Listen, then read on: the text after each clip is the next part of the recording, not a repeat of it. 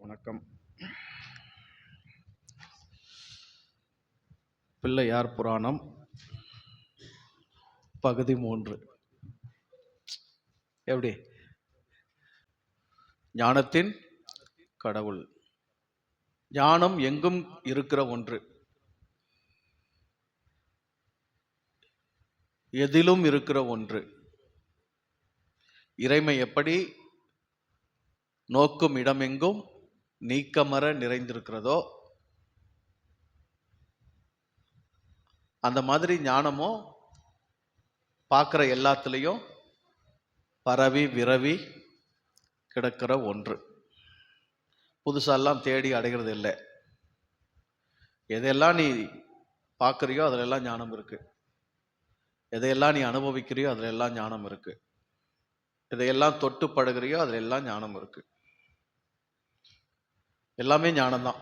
எல்லாமே ஞானம்தான். எல்லாத்துலேயும் ஞானம்தான். அதனால்தான் ஒரு சிலையை வடித்து அதை தெரு தெருவா, வீதி வீதியா, ஊர் ஊரா, மரத்தடியில் எங்க பார் வச்சு விட்டாங்க. ஞானம் எங்குமிருந்து உன்னை அழைக்கிறது. ஞானம் தெரு தெருவாய் நின்று உன்னை கூவி அழைக்கிறது. என்னை பார், என்னிடம் கற்றுக்கொள், என்னை ஏற்றுக்கொள், என்னை ஒத்துக்கொள்,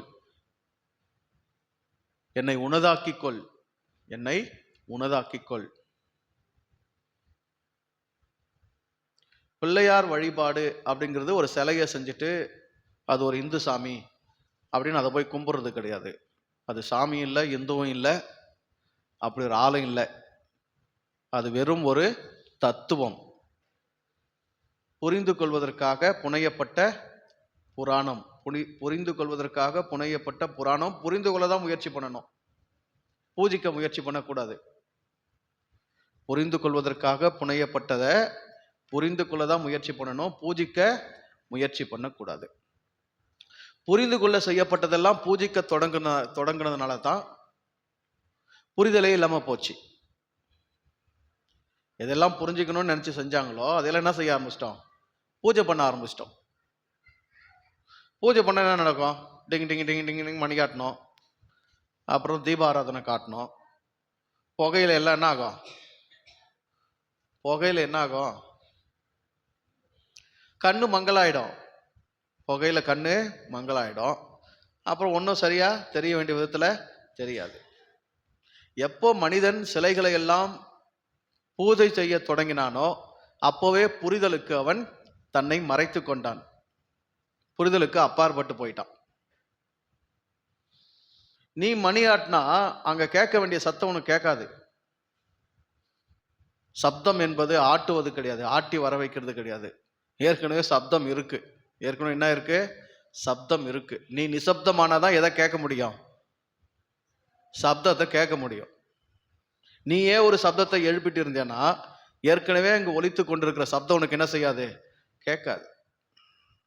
ஓம் ஓம் ஓம் எவ்வளவு முறை சொல்லிருப்ப? எவ்வளவு முறை சொல்லிருப்ப? ஓம் என்பது வாயினால உச்சரிக்கிற ஒரு சப்தம் கிடையாது.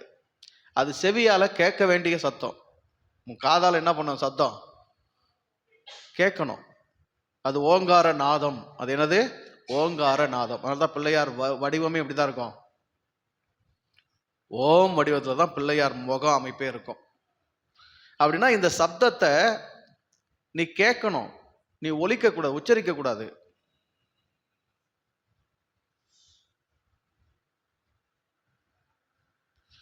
இப்போ மணி ஆட்டினா கட்டாயம் என்ன நடக்கும்? நீ ஆட்டுற மணி சத்தம் தான் உனக்கு கேட்கும். டிங் டிங் டிங் டிங் டிங் டிங். இறைவனில், இயற்கையில் ஏகமாய் நாதமாய் ஏற்கனவே ஒலித்து கொண்டிருக்கிற அந்த செல்வத்தை உன் செவி உணரவே முடியாது. இறை உணர்தலுக்கு நீ எதுவும் செய்யாம இருக்கிறது தான் சரி. இறை உணர்றதுக்கு நீ என்ன பண்ணக்கூடாது? எதுவும் செய்யாம இருக்கிறது தான் சரி.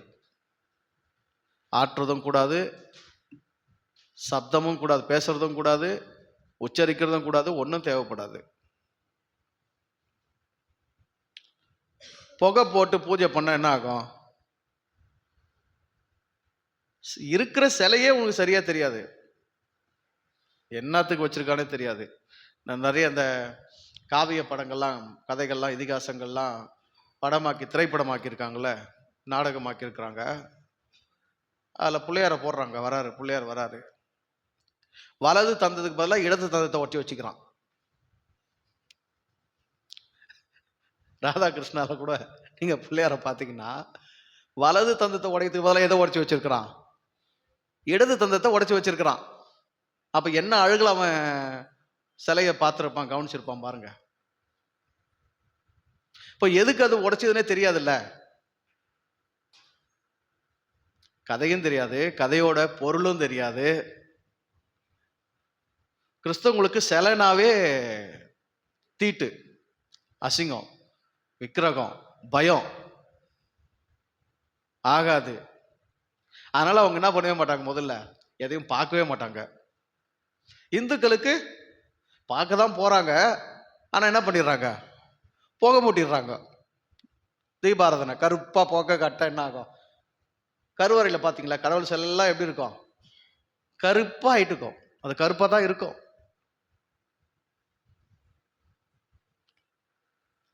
சாமியார் வர மறைச்சிக்குவான், சரிதானே? பூஜாரி வர சிலையை மறைச்சு நின்று தட்டு வச்சு தீபாராதனை காட்டுவான். அங்க வர புகை எழும்போம், ஒன்னதையும் பார்க்க முடியாது.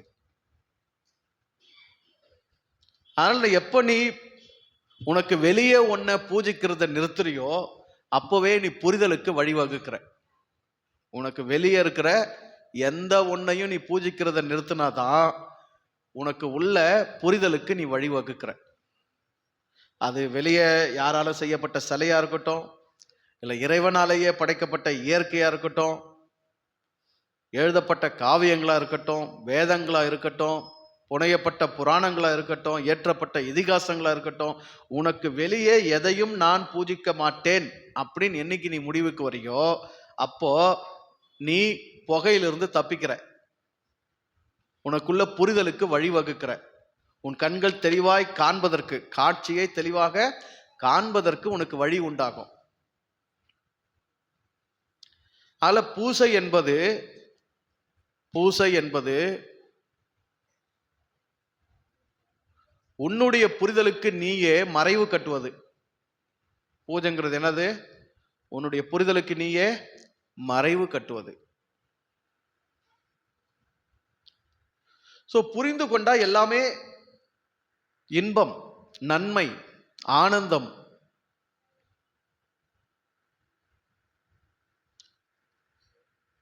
அதனால இந்த பிள்ளையார் தத்துவம் ஞானார்த்தமானது. அதை தத்துவார்த்தமா தான் புரிஞ்சுக்கணும். எதற்காக ஒரு மனிதனை இப்படி செஞ்சிருக்கிறாங்க, ஏன் இதற்கு இந்த பெயர் வச்சிருக்கிறாங்க, எதற்கு இதை ஊர் ஊரா தெரு தெருவா வச்சிருக்கிறாங்க, இதை செஞ்சவங்க என்ன நோக்கத்துக்காக செஞ்சிருப்பாங்க, இதுல இருந்து என் வாழ்க்கைக்கு நான் கற்றுக்கொள்ள வேண்டிய உண்மைகள் என்ன அப்படிங்கிற கேள்விகளோட தான் அதை நீங்க பார்க்கணும்.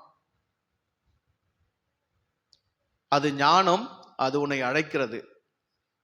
அது ஞானம், அதை ஏற்றுக்கொள்ளும்படி உன்னை எதிர்பார்க்கிறது. அது ஞானம் உன் வாழ்வுக்குள் வர துடிக்கிறது. அது ஒரு மெய் ஞானம். அது ஒரு மெய் ஞானம். எது? பிள்ளையார் சிலை தத்துவம். அது ஒரு மெய் ஞானம். அது உன் வாழ்க்கைக்கு ஒரு புதிய பரிணாமத்தை, புதிய வெளிச்சத்தை கொடுக்கக்கூடியது. பொதுவா நாம அரிது மானிடராய் பிறத்தல் அரிது, இதை ரொம்ப காலமா சொல்லி பழகிட்டோம், சரிதானே? அரிது மானிடராய் பிறத்தல் அரிதுன்னு சொல்லி பழகிட்டோம். ஆனா எப்படி சொல்லணும் இத? அரிது பொன்ராஜாய் பிறத்தல் அரிது. உங்க பேரை சொல்லி நீங்க சொல்லுங்க. நல்லாதான் சொல்லுங்களா உங்க பேர் சொல்லி. என்ன இதுதான் உண்மை. மானிடராய் கூட மறுபடியும் பிறக்க உங்களுக்கு வாய்ப்பு உண்டு. உண்டா இல்லையா? மானிடராய் மறுபடியும் பிறக்க உங்களுக்கு வாய்ப்பு உண்டு. ஆனா என்னத்துக்கான வாய்ப்பு மட்டும் மறுபடியும் இல்லை, கவிதாக்கான வாய்ப்பு, காருண்யக்கான வாய்ப்பு இல்லை, சத்தியமா இல்லை. இந்த பெயருக்கு இந்த உருவத்துக்கு, இந்த அமைப்புக்கு, இந்த மனதிற்கு, இந்த அறிவுக்கு, இந்த அடையாளங்களுக்கு இதுவே கடைசி. இதுவே கடைசி. அதனால இதை விட அரிது வேறொன்று இல்லை. இதை விட அரிது வேறொன்று இல்லை. எதை விட அரிது? என்னை விட அரிது எனக்கு வேறொன்று இல்லை.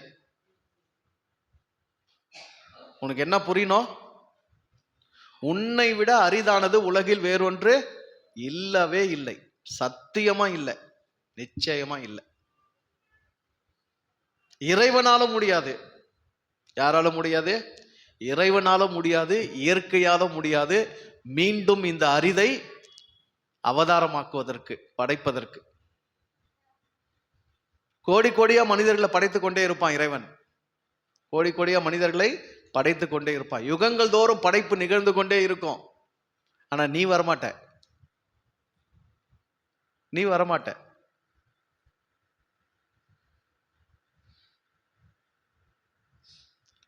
பிள்ளையார் மாதிரி ஒரு சாமி உலகத்துல கிடையாது. அது போல இன்னொன்னு கிடையாது.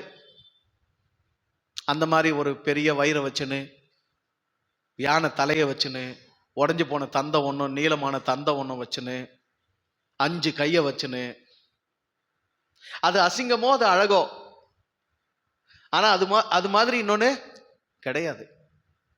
புரிஞ்சுக்க, நீ அசிங்கமோ அழகோ உன்ன மாதிரி இன்னொன்னு கிடையவே கிடையாது. இன்னொரு முறை கிடையவே கிடையாது நீ.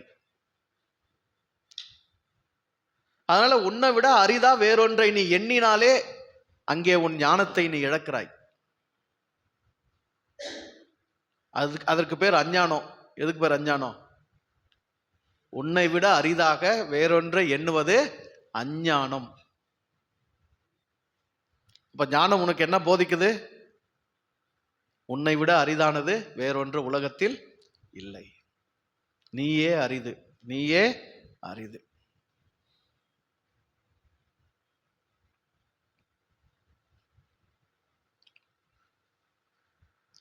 பிள்ளையார் என்னும் இந்த சிலை தத்துவம் இறைவனுடைய முழுமையும் மனிதனுடைய முழுமையும் விளக்கி காட்டக்கூடியது. அல்லது மனிதன் இறை நிலைக்கு, தெய்வத்தன்மைக்கு தன்னை உயர்வதை உணர்த்தி காட்டுவது. சிறப்பம்சமாக அது செய்யப்பட்டிருக்கிறது. பஞ்சபூதங்கள் இறைமையின் தன்மையை சுட்டி காட்டுவதாக அங்கு விளங்குகிறது. 5 கைகளும் பஞ்சபூதங்களை உணர்த்துகிறது. 5 கருவிகள் மனிதனை தெய்வத்தன்மைக்கு உயர்த்துகிற பக்குவத்தை ஊட்டுகிறது. ஒரு கையில் கோடரி, பந்த பாசம் என்னும் மாய வலையை அறுப்பதற்காக. ஒரு கையில் தாமரை, இந்த உலகத்திலே நீ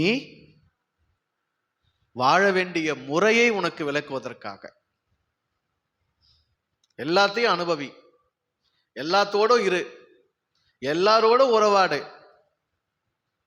ஆனா நீயாகவே இரு. உன் தனித்தன்மையை இழக்காத. எதிலையும் மூழ்கி போகும் அளவுக்கு, உன்னை இழந்து மூழ்கி போகும் அளவுக்கு, நீயே காணாமல் போகும் அளவுக்கு, உன்னையே தொலைத்து விடும் அளவுக்கு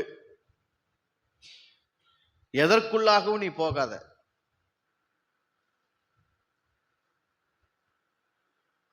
இன்னொரு கையில இனிப்பு, மோதகம், லட்டு, என்ன ஒன்று வச்சுக்கலாம், இனிப்பு. இந்த உடல் அறுசுவையை உணரக்கூடிய, இந்த நாக்கு அறுசுவையை உணரக்கூடிய தன்மையில செய்யப்பட்டிருக்கு.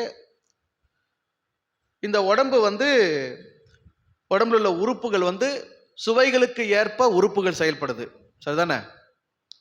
காரம் அப்படின்னா மூக்கும் நுரையீரலும் வேலை செய்யுது. புளிப்பு அப்படின்னா கண்ணும் கணையமும் கல்லீரலும் வேலை செய்யுது. இனிப்பு அப்படின்னா நாக்கும் இதயமும் வேலை செய்யுது. இனிப்புக்கு எந்த உறுப்புகள் வேலை செய்யுது? நாக்கு, இதயம். இதயத்துக்கு பிடித்த சுவை இனிப்பு.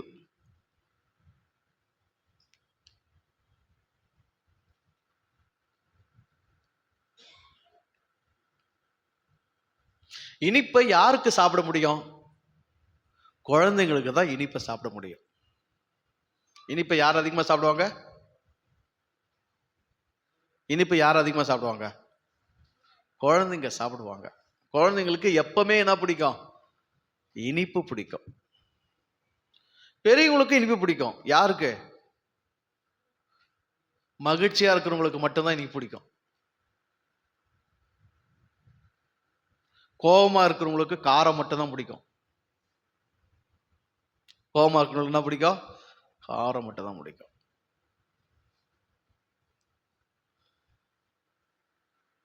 இனிப்பு எல்லாருக்கும் எல்லா காலத்திலயும் சாப்பிட முடியறது இல்லை. எல்லாருக்கும் நோய் எதுலயே? சக்கரை நோய். என்ன நோய்? சக்கரை நோய். அதனால என்ன சாப்பிடக்கூடாது? இனிப்பு சாப்பிடக்கூடாது. இனிப்பு சுவைக்கும் சக்கரை நோய்க்கும் சம்பந்தமே இல்லை. இனிப்பு சுவைக்கும் சக்கரை நோய்க்கும் என்ன இல்லை? சம்பந்தமே இல்லை. அதே போல சர்க்கரைக்கும் இனிப்புக்கும் சம்பந்தம் இல்லை. நல்லா புரிஞ்சுக்கணும். இனிப்பு சுவைக்கும் சக்கரை நோய்க்கும் சம்பந்தம் இல்லை. நம்ம வீட்டில் பயன்படுத்துற வெள்ளை சர்க்கரைக்கும் இனிப்பு சுவைக்கும் என்ன கிடையாது? சம்பந்தமே கிடையாது. அதனால வெள்ளை இனிப்புன்னு சொல்லும்போது உங்களுக்கு எது ஞாபகம் வரக்கூடாது? வெள்ளை சர்க்கரை ஞாபகம் வரக்கூடாது.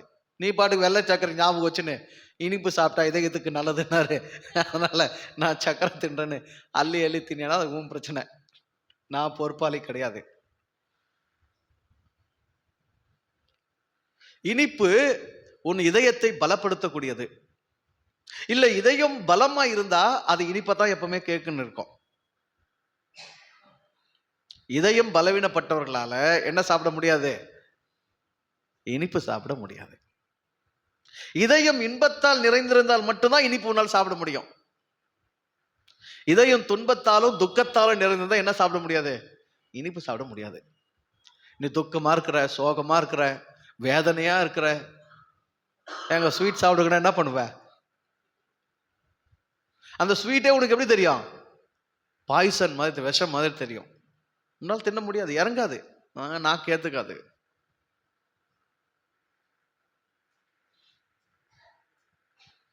அப்ப ஏன் ஒரு கையில இனிப்பை கொடுத்து வச்சாங்க?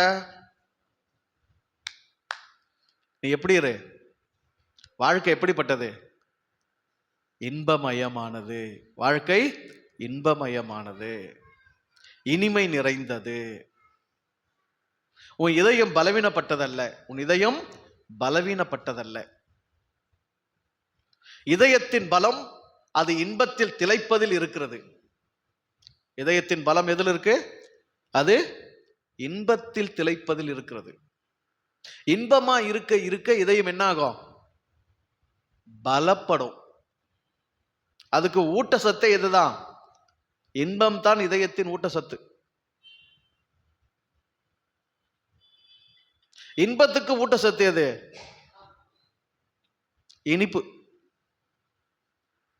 இனிப்புனா வெறும் நீங்க பலகாரம் மட்டும் நினைச்சுக்காதீங்க. எல்லாவற்றிலும் உள்ள இனிமையை காண்பது இனிப்பு. எல்லாவற்றிலும் உள்ள இனிமையை காண்பது இனிப்பு. இனிக்கணும்.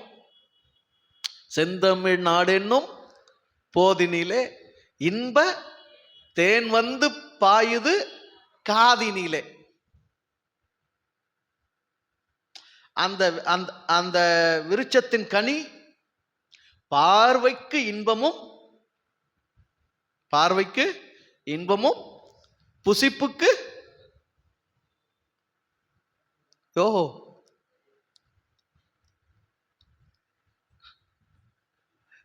எங்க அப்பா அப்புறம் மேல இருந்து விழுந்துருவாரு. பாரு, இந்த ஜனங்க வசந்தமா இருந்துச்சு, புள்ளியாரங்களை உட்காந்து பசுனுக்குது, சனிங்க இது கூட நம்ம சேர்ந்து நிற்க வேண்டாம், வேற வழி இல்லை அப்படின்னு மேலே ஏறி குச்சிருவார் அவரு. சொல்லுங்க, பார்வைக்கு இன்பமும் புசிப்புக்கு ஏற்றதுமா இருக்கிறது. ஏன்பா பார்த்து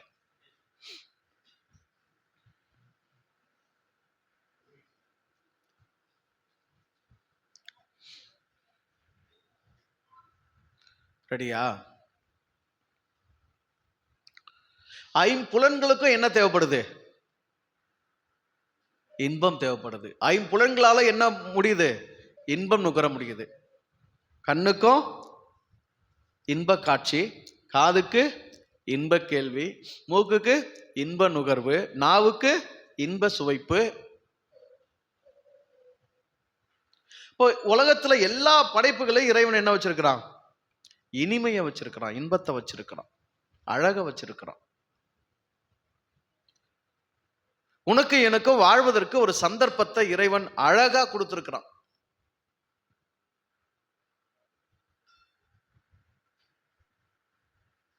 மானிட பிறவி அரிதானது. மானிட பிறவில நீயா நானா என்னமோ, ஆனா பெண்ணா, உன் பேர்ல யாம் பேர்ல இங்க வருவதற்கு ஒரு சாத்தியத்தை இறைவன் ஏற்படுத்தி கொடுத்திருக்கிறான். ஆனா மனம் எப்பவுமே துன்பத்தையே எண்ணி எண்ணி சுழன்று கொண்டிருக்கிறது. எப்பவுமே மனம் எங்கதான் இருக்குது? துன்பங்களை தேடி தேடி பிடிச்சிக்குது. கண்ணுக்கு முன்னாடி இருக்கிற இன்பங்கள் அதற்கு எட்டுவதில்லை. காதுக்கு இனிமையான இன்பங்கள் அதுக்கு எட்டுவதில்லை. நாவுக்கு இனிமையான இன்பங்கள் அதுக்கு எட்டுவதில்லை. இனிமையான வார்த்தைகள் பேசுறதும் இல்லை, இனிமையான வார்த்தைகளை கேட்கறதும் இல்லை. எப்பவுமே மனசை எதை யோசித்து பார்க்குது பாரு. இப்ப நான் எவ்வளவு வார்த்தைகள் பேசுறேன், நீங்களும் எவ்வளவு வார்த்தைகள் கேட்கறீங்க. ஆனா எது உங்க மனசுல ரிங்காரமிட்டே இருக்கும்?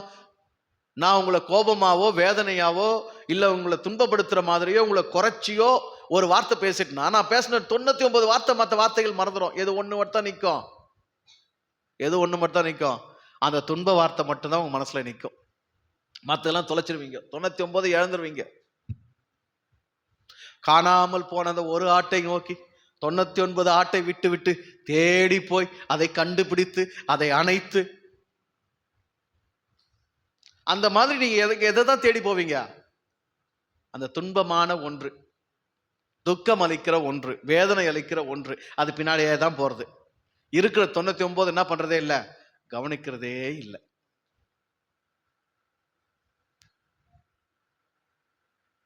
வாழ்க்கை இன்பத்திற்காக கொடுக்கப்பட்ட ஒரு வாய்ப்பு.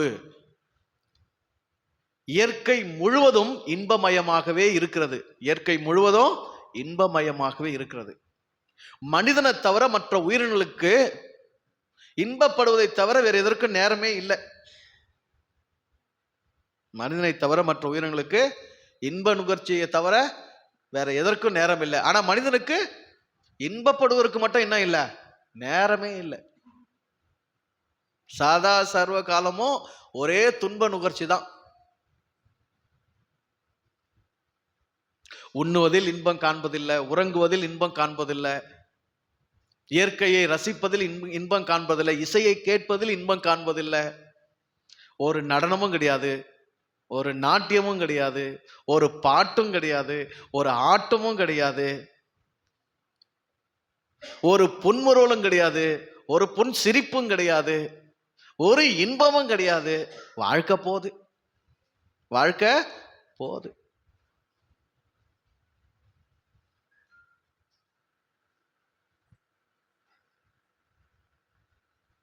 ஏன்னா இன்பத்தின் தேவையை நாம உணர்ந்திருக்கவில்லை. இன்பத்தின் தேவையை நாம உணர்ந்திருக்கவில்லை. இன்பம் நமது இலக்காகவும் இல்லை. இன்பம் நமது இலக்காக இல்லை. ஏன்னா இலக்குகளை நம்ம வேற எதோ வச்சுன்னுக்கிறோம்.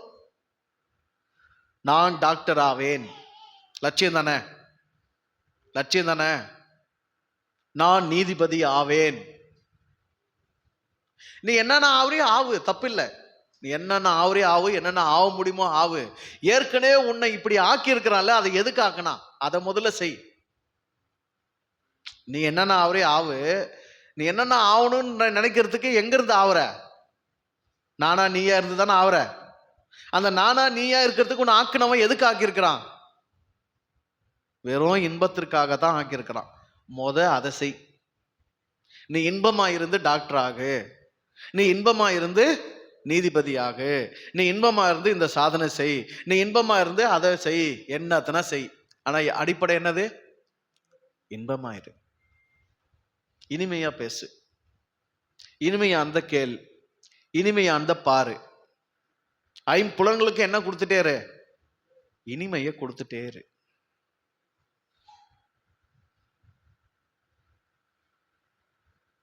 இயற்கையில் பேதங்கள் இல்லை, இன்பத்திலும் பேதங்கள் இல்லை, இனிமையில் பேதங்கள் இல்லை.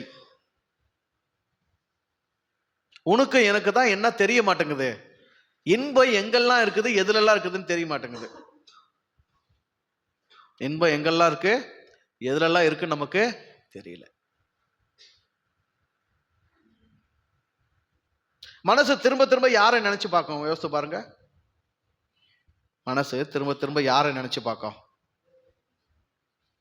நம்ம மேல கோபமாகறவங்களே நினைச்சு பார்க்கும்,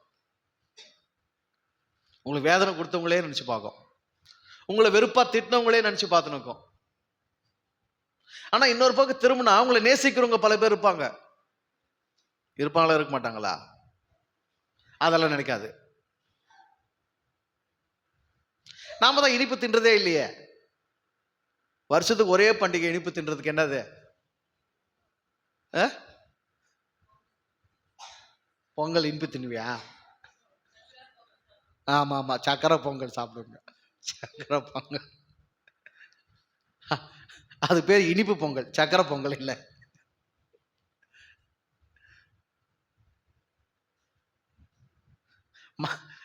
ஒவ்வொருத்தருக்கும் ஒவ்வொரு பண்டிகை இருக்கு தானே. நார்த் இந்தியாக்காரனுக்கு தீபாவளி, சவுத் இந்தியாக்காரனுக்கு அதுவும் மத சார்பா போனா, மத சார்பா போனா கிறிஸ்தவங்களுக்கு இனிப்பு தின்ன எந்த பண்டிகை? கேக் தான் சாப்பிடுவோம். நாங்க என்ன சாப்பிடுவோம்? கேக்.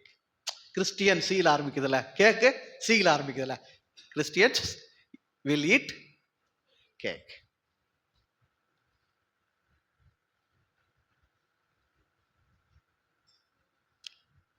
நீ குழந்தைய போல இருந்தியன்னா உனக்கு சாதாரணமாவே என்ன பிடிக்க ஆரம்பிச்சிடும்?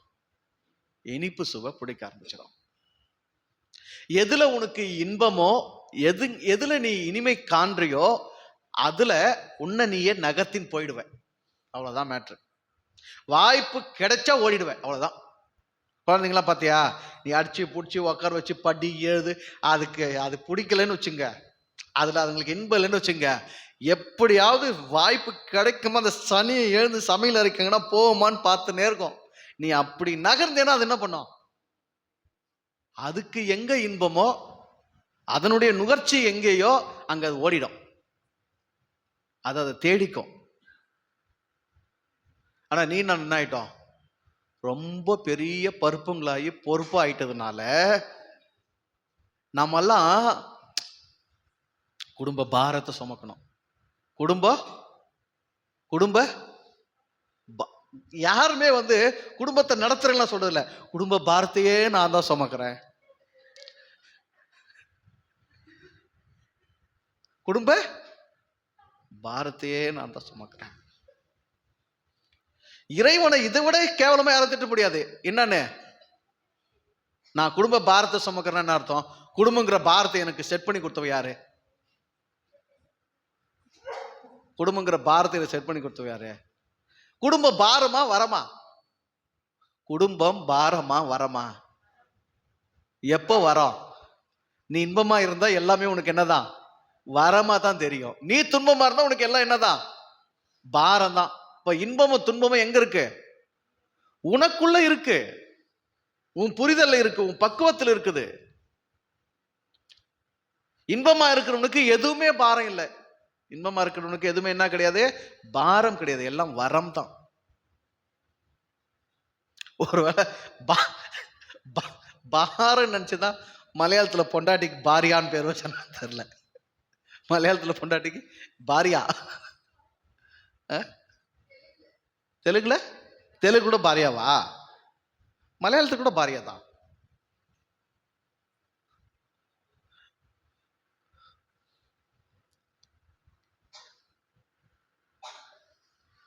நான் பாரமா இருக்கிறேன், நானு பாரமா இருக்கிறேன், என் வாழ்க்கை எனக்கு பாரமா இருக்குது, என் குடும்பம் எனக்கு பாரமா இருக்கு, என் வேலை எனக்கு பாரமா இருக்குது, என்னுடைய வருமானம் எனக்கு பாரமா இருக்குது, என்னுடைய செயல்கள் எனக்கு பாரமா இருக்கு அப்படின்னா கொஞ்சம் நிதானி.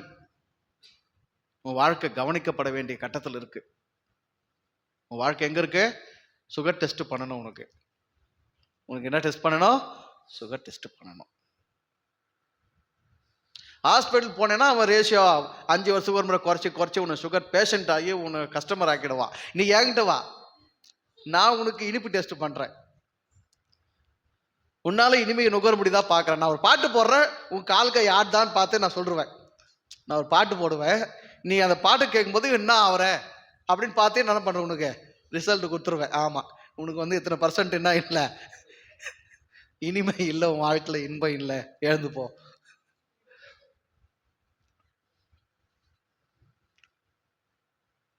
நல்லா புரிஞ்சுக்கணும், வாழ்க்கை ரொம்ப லகுவா வாழணும். வாழ்க்கையில பாரம் என்பதே இல்லை. வாழ்க்கையில் என்ன இல்லை, பாரம் என்பதே இல்லை. அதுதான் ஞானம் அடைந்த இந்த மனுஷனுக்கு எப்பவுமே கையில இனிப்பு இருக்கு. ஞானம் அடைந்த இந்த மனுஷனுக்கு கையில என்ன இருக்கு, எப்பவுமே இனிப்பு இருக்கு. அப்ப நீ அடைய வேண்டிய ஞானம் என்ன, வாழ்க்கை பாரமானது இல்லை, அது லகுவானது, அது லேசானது, அது இனிமையானது, அது இன்பமானது.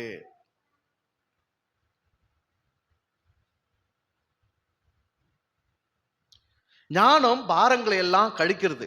ஞானம் என்னது, பாரங்களை எல்லாம் கழிக்கிறது, பாரங்களை கூட்டுறது கிடையாது. ஒரு வெங்காயத்தை எடுத்து உரிச்சிங்கன்னா முதல்ல மேல இருக்கிற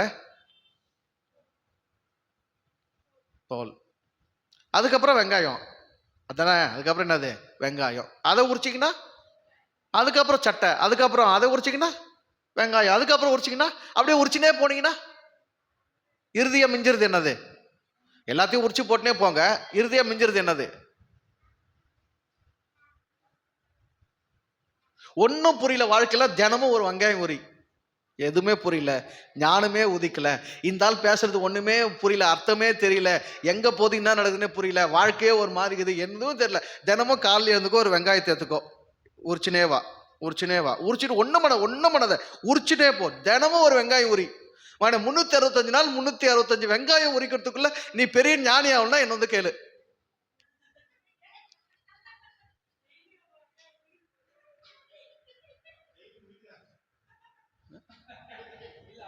அந்த உரி வேற,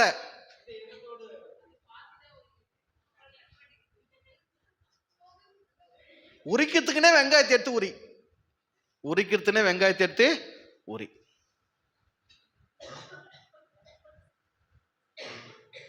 இந்த உடல் ஒரு வெற்று காயம், இந்த உடல் ஒரு வெற்றிடத்துக்கு சொந்தமான காயம்.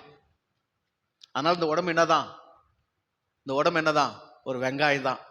இந்த உடம்புக்கு தான் அடையாளப்படுத்துறதுக்கு ஒரு பேர் வச்சிருக்கிறான், பொன்ராஜ். பொன்ராஜ் யாரு, வெங்காயம்.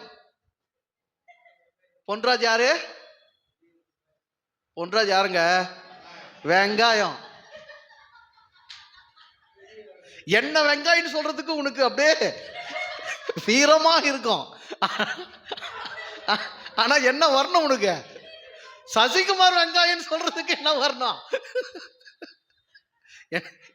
என்ன வெங்காயம் சொல்ல எப்படி வரும், சத்தம்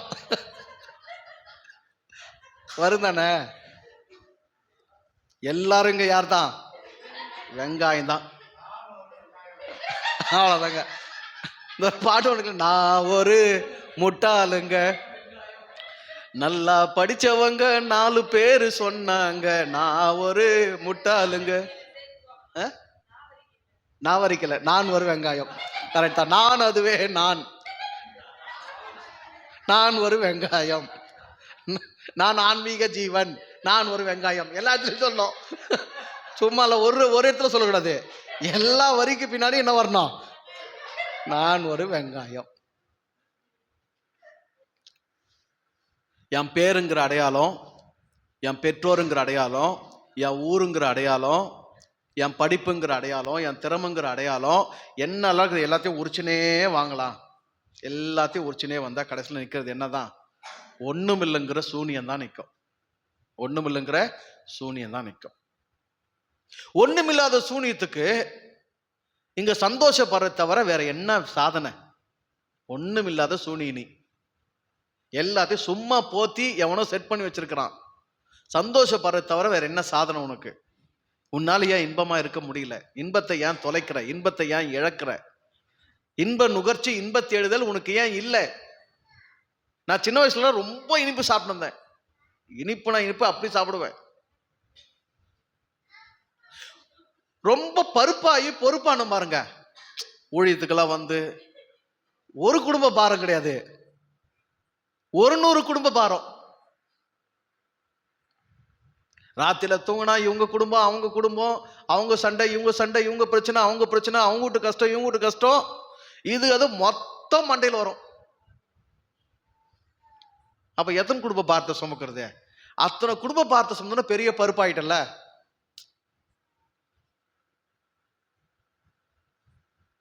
இனிப்பு சுவையே அற்று போச்சு, இனிப்பே கேட்கல. ரொம்ப வருஷங்களுக்கெல்லாம் அப்புறம், ரொம்ப வருஷங்களுக்கு அப்புறம் இப்பதான் இனிப்பே சாப்பிட்றேன் நான். என் நாக்கு இப்பதான் என்ன கேக்குது?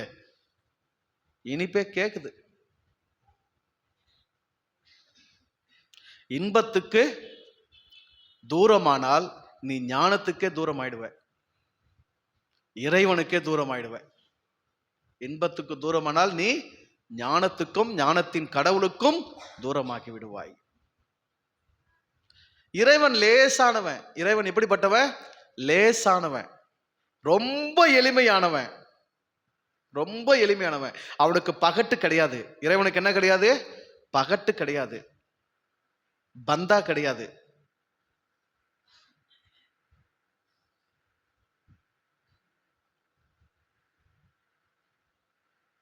ஒரு சாதாரண குயில் அதனுடைய இனிமையான குரல்ல அவன் தவழ்ந்து கொண்டிருக்கிறான். ஒரு சின்ன புழு அது நெலிஞ்சி நெலிஞ்சி நெலிஞ்சி போறதுல அந்த நெளிவுல அவன் தவழ்ந்து கொண்டிருக்கிறான். ஒரு சின்ன கரப்பாம்பூச்சி, காக்ரோச், கரப்பாம்பூச்சி, அதனுடைய தத்தி தத்தி நடக்குதுல அது, அதுல அவன் தவழ்ந்து கொண்டிருக்கிறான். அவனுக்கு எந்த பாரமும் இல்லை. அவனுக்கு என்ன இல்லை? எந்த பாரமும் இல்லை. இந்த பிரபஞ்சம், இந்த பேரண்டம் இறைவனுக்கு பாரமா இல்லை. ஏன்னா அவன் இன்பமா இருக்கிறான். அதனால எல்லாத்தோட அவனால இசைஞ்சு போக முடியுது. எல்லாத்தோட அவனுக்கு என்ன முடியுது? இசைந்து போக முடியுது. இன்பமா இருக்கிறவனுக்கு மட்டும்தான் இசைவு ஏற்படும். யாரு கூட என்ன செய்ய முடியும்? இசைஞ்சு போக முடியும். பாரமா இருக்கணுக்கு, துன்பமா இருக்கணுக்கு, துக்கமா இருக்கணுக்கு யாரு கூட என்ன முடியாது? இசைந்து போக முடியாது. ஏன்னா அவன் தன்னோடவே இசையாம இருக்கிறான்.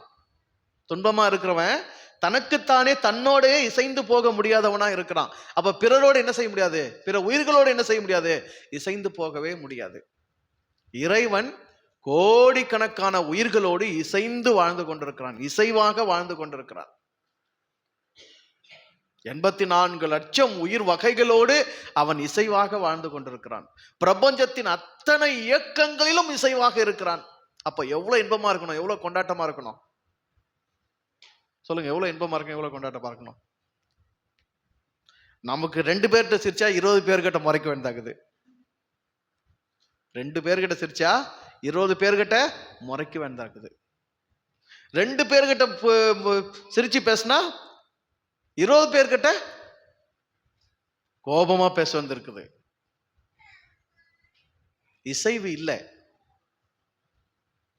இன்பத்தில் பிறப்பது இசை, இயல்பில் பிறப்பது இசை, இயற்கையில் பிறப்பது இசை, இறைமையில் பிறப்பது இசை. இசை எங்க பிறக்கும்? இன்பத்துல பிறக்கும், இதயத்திலிருந்து பிறக்கும். இதய துடிப்பே என்னதான்? இதய துடிப்பு என்னதான்? ஒரு இசைதான். அதற்கு நிகரான ஒரு இசை உலகத்துல இல்லை. உன் சுவாச கதி என்னதான்? ஒரு இசைதான். அதற்கு இணையான இசை உலகத்துல இல்லை. உன் சுவாச கதியும் உன் இதய துடிப்பு உனக்கு இசையா தெரியுதா, இம்சையா தெரியுதா? அதை கவனிச்சா தானே அது இன்பமா இருக்குதா, இசையா இருக்குதா, இம்சையா இருக்குதா? அது மேல என்ன இல்லை?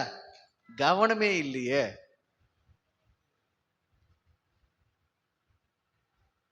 நான் ஏற்கனவே உங்களுக்கு சொல்லியிருக்கிறேன், இசை என்பது எந்த ஒரு கருவியை கொண்டு மீட்டுவது அல்ல. பொதுவாக அந்த இசை கலைஞர்கள்லாம் ரொம்ப தலகணம் வந்துடும். இசை கலைஞர்கள் என்ன வந்துடும்? ரொம்ப தலகணம் இருக்கும். ஏன்னா அந்த கலை எப்படி, இசை கலைஞர்கள் மட்டும் இல்லை, கலைஞர்களுக்கே உரியது என்னது? எப்படி புலவர்களுக்கே உரியது அந்த பெருமை அப்படின்வாங்கல்ல, புகழ். அதுபோல கலைஞர்களுக்கே உரியது என்னது? கர்வம். ஏன்னா ஒரு 1000 பேரை ஒரு 10,000 பேரை மயக்கிறாங்கல்ல. அப்படி கீபோர்டு அப்படி விரல் கொண்டு அப்படி வேணாம் அப்படியே. நீங்களா கூட அந்த பாட்டு தொடங்கினார்ல, என்ன பாட்டு? உனக்கு நிகரிங்கே. அப்படியே அப்படியே கண்ணு மூடி அப்படியே கொஞ்சம் கரங்கடிச்சிங்கள. அது ஒரு போதை தானே. அவ போதையை கொடுக்குறவங்களுக்கு, போதை கொடுக்குறவங்க மா மேதைகள்ல. என்னப்பா போதை கொடுக்குறவங்க யாரு? மா மேதைகள்ல. அப்ப அந்த மமதை, மா மேதைகளுக்கு உரியது என்னது?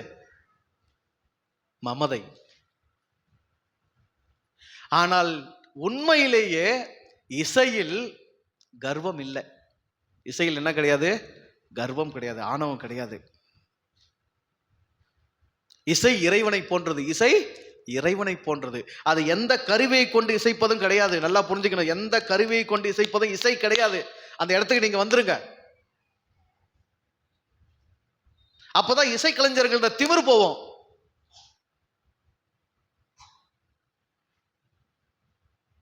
இசை என்பது இறைவன் எவ்வாறு உன் உடலில் புகுந்து உன்னுடைய அசைவுகளுக்கெல்லாம் இசைவாய் தன்னை விட்டு கொடுத்து நகர்ந்து கொண்டிருக்கிறானோ, அதுபோல உன்னுடைய வாழ்வு இந்த உலகத்தில் அனைத்து அசைவுகளுக்கும் ஏற்ப இசைவாக போவதுதான் இசை. நீ இசைவா போலாம் என்ன கிடையாது. நீ இசைவா போலாம் என்ன கிடையாது. இசையே உனக்கு தெரியல. எச பூசுறதுன்னு சொல்லுவாங்கல்ல, ஒரு வீடு கட்டும் போது எச பூசுறதுன்னு சொல்லுவாங்கல்ல. எதை சொல்லுவாங்க எச பூசுறதுன்னு?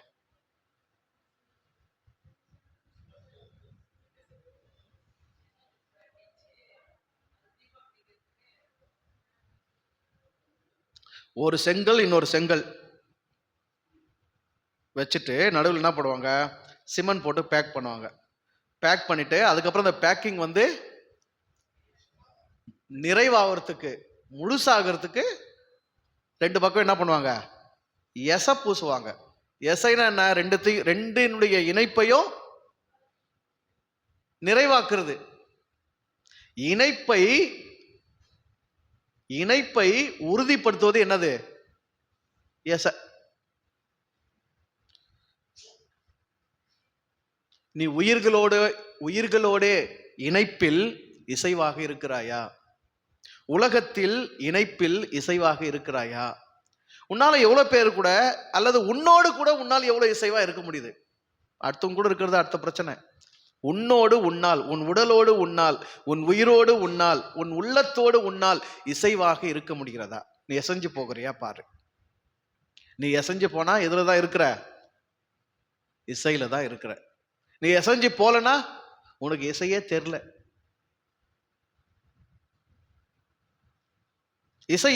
இசை எப்படி எழும்புது?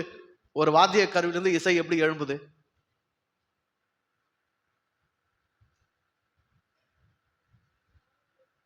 அதை மீட்டுகிற விரல் அசைவுக்கு ஏற்ப அது இசைந்து வருது, அவ்வளவுதானே. அதை மீட்டுகிற விரல் அசைவுக்கு ஏற்ப அது என்ன பண்ணுது? சா அழுத்துனா சா வருது, ரீ அழுத்துனா ரீ வருது, கா அழுத்துனா கா வருது, சரி கம்ம பத நிசா வருதா இல்லையா? சா அழுத்துனா ரீ வருதா என்ன? இல்ல சா அழுத்துனா மா வருதா? சா அழுத்துனா என்னதான் வரும்? சா தானே வரும். ரீ அழுத்துனா என்ன வரும்? ரீ தானே வரும். விரல் எதை தொடுகிறதோ அந்த நாதம் என்ன செய்யுது? ஒலிக்குது. அதுக்கு இசைவாக வருகிறது. நீ இசைவாக இருக்கிறாயா? இசைவில் தான் இன்பம் இருக்கிறது. இன்பம் எதில் இருக்கு? இசைவில் இருக்கிறது. இசைவுனா என்ன? வாழ்க்கை அனைத்து சந்தர்ப்பங்களையும் உன்னை நோக்கி கொண்டு வருது, அனைத்து சூழல்களையும் உன்னை நோக்கி கொண்டு வருது, அனைத்து மனிதர்கள் உயிர்களையும் உன்னை நோக்கி கொண்டு வருது. நீயா எதுவும் தேடி போவதில்லை. காலம் உன்னை நகர்த்தின்னு போகுது, வாழ்க்கை உன்னை வழிநடத்தின்னு போகுது. அப்படித்தானே? அதனோடு நீ இசைந்து போவது இன்பம். அதனோடு நீ இசைந்து போவது என்னது? இன்பம். வாழ்வின் சூழ்நிலைகளோடு சந்தர்ப்பங்களோடு இசைவாய் போக பழகு. எதையும் எதிர்த்து போராட்டம் பண்ணாத. எதை எதிர்த்து என்ன பண்ணாத? போராட்டம் பண்ணாத. அவங்க சா அழுத்துறாங்கோ. அவங்க என்ன அழுத்துறாங்கோ? சா அழுத்துறாங்கோ. நான் ரீ தான் ஒலிக்க ஆசையா இருக்கிறேன். ஒன்னு அவங்க ரீ அழுத்த சொல்லு, இல்லைன்னா நான் என்ன பண்ண மாட்டேன், சா சொல்ல மாட்டேன்.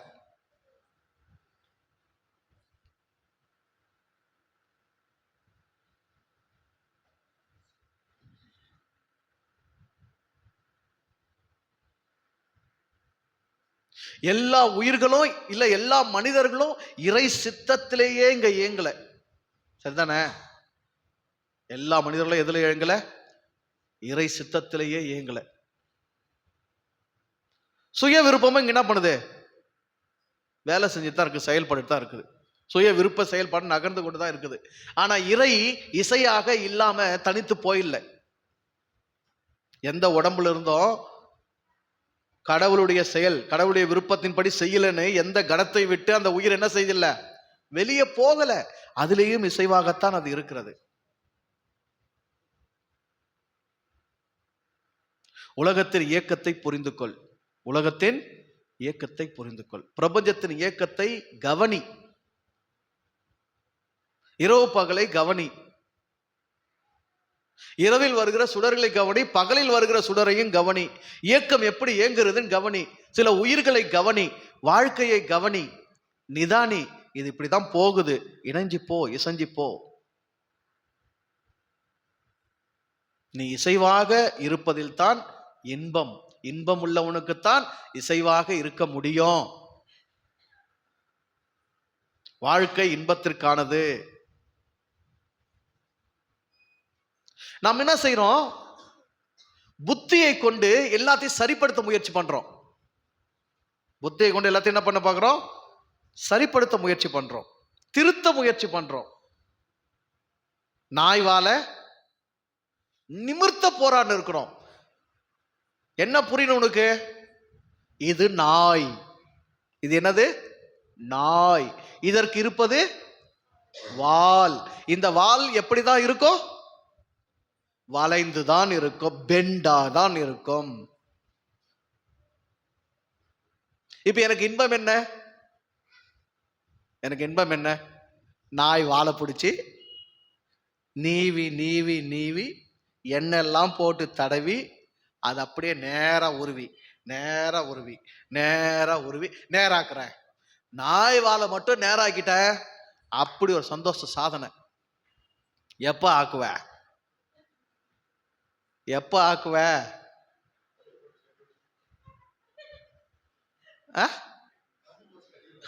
கம்பி போட்டு கட்டி விடுங்க. எப்ப ஆக்குவ? என்னைக்கு உன்னால ஆக்க முடியாது. என்னைக்கு ஆக்க முடியல உனக்கு என்ன இல்லை? என்னைக்கும் இன்பமே இல்லை. தினமும் துன்ப போராட்டம் தான். ஏன்னா என்ன பண்ணுகிற? என்ன பண்ணுகிற? என்ன பண்ணுகிற? இந்த நான் பண்ணுகிறேன் அதே தான். இப்ப நான் பண்ணுகிறல, நாய் வாழ நேராக்கிறதுக்கு உங்ககிட்ட போய் என்ன பண்ணுகிற? என்ன பண்ணுகிற? பதில் சொல்லுண்ணா. ஆகும் ஆகும். நான் பாட்டுக்கு வந்தனா உட்காந்தனா ஏன் இன்பத்துக்கு என்ன பேசணுமோ பேசி தள்ளிட்டு போனேன்ல, அதை விட்டு உங்ககிட்ட வந்து என்ன பண்ணுகிறேன்னா என்ன வரும்? நாய் வாளை நிமித்த முடியாது. இது இயற்கை, இது இறைமை. எது நாய் வாளை நிமித்த முடியாதுன்றது இறை ஞானம். அதனதன் இயல்பிலேயே புரிந்து கொள்வதுதான் இறை ஞானம். நல்லா புரிஞ்சுக்கோங்க. அதனதன் இயல்பிலேயே புரிந்து கொள்வதுதான் இறை ஞானம். அதற்கு எதிரானது எல்லாம் என்னதான்? அஞ்ஞானத்தின் போராட்டம் தான். இரவொன்று இருந்தால் பகல் ஒன்று வரும், பகல் ஒன்று இருந்தால் இரவொன்று வரும். இது இயற்கை நியதி. ஏன் பகல் வந்துச்சு? ஏன் ராத்திரி வந்துச்சு? ராத்திரி வந்தா எனக்கு சந்தோஷமா இல்லை, பகல் வந்தா எனக்கு துக்கமா இருக்குது.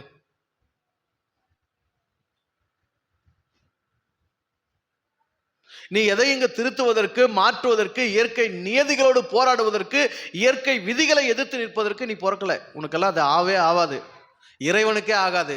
எது? இயற்கை நியதிகளை எதிர்த்து நிற்பது யாருக்கே ஆகிறது இல்ல? இறைவனுக்கே ஆகிறது இல்ல. இறைவனே இங்க உலகத்துல வந்தா கூட ராத்திரில என்ன பண்ணி தான் ஆகணும்? தூங்கிதான் ஆகணும், பகல்ல எழுந்தான் ஆகணும். இந்த நியதிக்கு உட்பட்டு தான் ஆகணும். அதனால்தான் கடவுளுடைய பிறப்பை எழுதணுங்க எல்லாம், மனித அவதாரத்தை எழுதணுங்க எல்லாம் இங்க பிறந்து வந்தாங்க. நாங்க அம்மா எல்லாம் பிறந்தாங்க, அப்பா எல்லாம் பிறந்தாங்க, அடுத்த கதை. ஆனா இங்க வந்தா எப்படிதான் வரணும்? பிறந்துதான் வரணும். நேரா வானத்துல இறங்கி வந்து வாழலாம் தானே? ஏசுனார் நேரா வானத்துல இறங்கி வந்து வாழலாம் தானே? யாரெல்லாம் அவதார புருஷர்களோ என்ன பண்ணிருக்கலாம்? அங்கே தயாராகி வந்திருக்கலாம் தானே? ஆனா எங்க வந்தா தயாராகுறாங்க? அவ்வளவுதான்.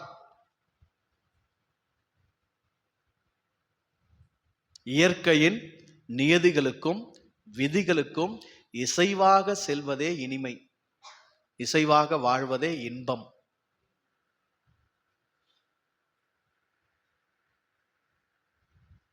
எங்க அம்மாவை நான் திருத்திருவேன், என் பொண்டாட்டி நான் சரிப்படுத்திடுவேன், என் பிள்ளைங்களை நான் இப்படி ஆக்கிடுவேன். இயல்பை கவனி. இயல்பை கவனிக்கிறதுக்கு மட்டும் தான் உனக்கு இங்க வாய்ப்பு.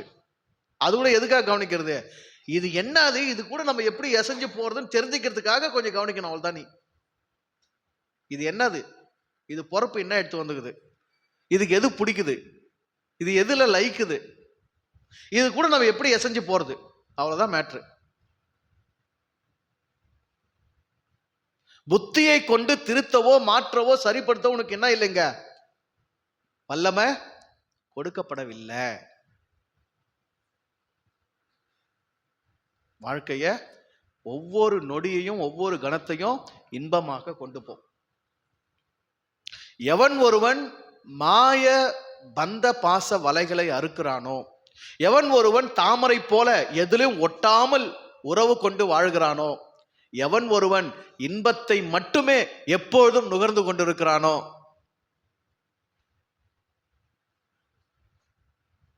அவன் மட்டுமே வரமளிக்க தகுதியானவன், வாழ்வளிக்க வாழ வைக்க தகுதியானவன், வாழ்விக்க தகுதியானவன். அவன் தன்னைத்தானே நிலைக்க பண்ணுகிறான். அவன் ஆயுசு நீளம். அவன் ஆயுசு என்ன செய்யும்? நீளம். 5வது கை என்ன கை? தும்பிக்கை. தும்பிக்கை நம்ம பாருங்க நம்பிக்கைட்டாங்க. தும்பிக்கை என்ன சொல்லிட்டாங்க நம்ம பாருங்க?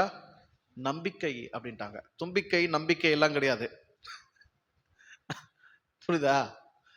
தும்பிக்கை தும்பிக்கையில ஒரு பொருள் இருக்கு. அது என்னது? அமிர்த கலசம். உன் உடலில் அமிர்தம் இருக்கிறது. அமிர்தம் எங்க இருக்குது? அமிர்தம் எங்க இருக்கு? உன் உடம்புல இருக்கு. தேவர்களும் அரக்கர்களும் சேர்ந்து பார்க்கடலில்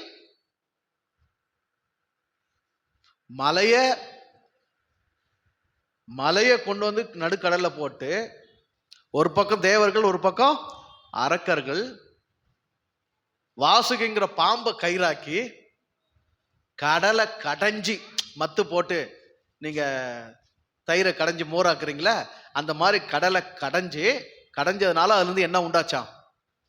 அமிர்தம் வெளியே வந்துச்சான். உன் உடம்புல இமயமலை இருக்கு, உன் உடம்புல பார்க்கடல் இருக்கு, உன் உடம்புல பாம்பு இருக்கு. உடம்புல என்ன இருக்கு? இமயமலை இருக்கு. உடம்புல என்ன இருக்கு? பார்க்கடல் இருக்கு. உடம்புல என்ன இருக்குது? பாம்பு இருக்குது. தேவர்களும் உடம்புல குடியிருக்கிறாங்க, அரக்கர்களும் உடம்புல என்ன பண்ணிருக்காங்க? குடியிருக்கிறாங்க. எல்லாத்தையும் சேர்த்துடணும். எல்லாத்தையும் சேர்த்து ஒரே நோக்கத்துக்காக கடையணும். என்ன பண்ணோம்? கடையணும். கடைஞ்ச உனக்கு என்ன பிறக்கும்? அமிர்தம் சுரக்கும். அமிர்தம் உன் உடம்புல சுரக்கிற ஒரு திரவம். எச்சில் மாதிரி, சளி மாதிரி, வேர்வை மாதிரி, ரத்தம் மாதிரி, மூத்திரம் மாதிரி, என்னென்னமோ திரவங்கள் உடம்புல இருக்குல்ல.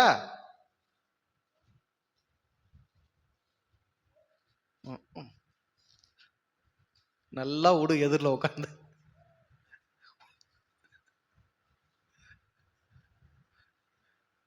நீங்க வர ஜன்னல்லாம் அடிச்சு விட்டுறீங்க. ஆக்சிஜனே பத்த மாட்டேங்குது உங்களுக்கு.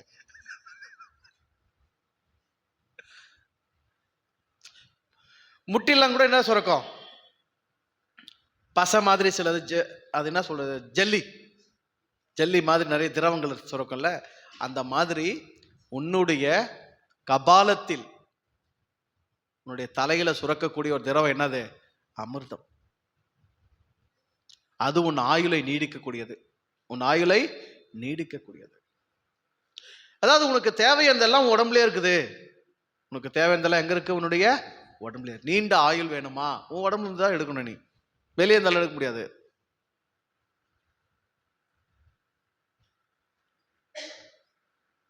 ரொம்ப முக்கியமானது இந்த 5 கரம் 5 கருவிகளுக்கு அடுத்து ஒரு பெரிய வயிறு, ஒரு பெரிய வயிறு. பாலக நிலை, ஆனா வயிறு பெருசு. பாலக நிலை, வயிறு பெருசு. பொதுவா அந்த பணக்கார வீட்டு பிள்ளைங்களாம் பாத்துக்கிறீங்களா? எப்படி இருப்பாங்க?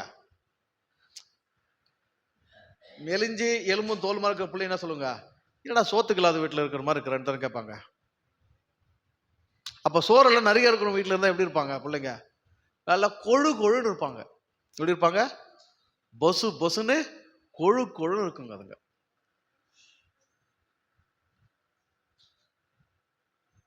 உன் உடலும் உன் மனமும் எப்போதும் எப்படிதான் இருக்கணும்? கொழு கொழுன்னு பொசு பொசுன்னு தான் இருக்கணும். சொங்கி போய் சோம்பி போய் இருக்கக்கூடியவன் நீ இல்லை. நல்லா புரிஞ்சுக்க, நீ எப்படி இருக்கக்கூடாது? சொங்கி போய் சோம்பி போய் இருக்கக்கூடியவன் இல்லை. பெருத்த வயிறு, அந்த வயிறுக்கு பேரு குரு வயிறு. அந்த வயிறுக்கு பேரு என்னது? குரு வயிறு. குரு பெல்லி அதுக்கு பேரு. விநாயகருடைய வயிறுக்கு என்ன பேருங்க? குரு பெல்லி, குரு வயிறு. சக்திகள் அங்கே தேக்கம் அடைந்திருக்கிறது. சக்தி அங்க, பிராணசக்தி அங்க தேக்கம் அடைந்திருக்கிறது. அருள் சக்தி அங்க தேக்கம் அடைந்திருக்கிறது. ஞான சக்தி அங்க தேக்கம் அடைந்திருக்கிறது. அறிவு சக்தி அங்க தேக்கம் அடைந்திருக்கிறது. சேமிப்பு இருந்தாதான் என்ன வரும்? சேமிப்பு இருந்தாதான் என்ன வரும்?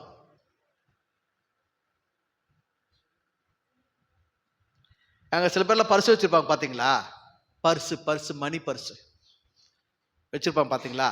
சப்பையா இருக்கும். எப்படி இருக்கும்? சப்பையா இருக்கும். சில பேர் பரிசு பாத்துக்கிறீங்களா? அது இன்னும் பெருசு இருக்கும். பின்னாடி பின்னாடி சூத்தே அதே பெருசு இருக்கும்.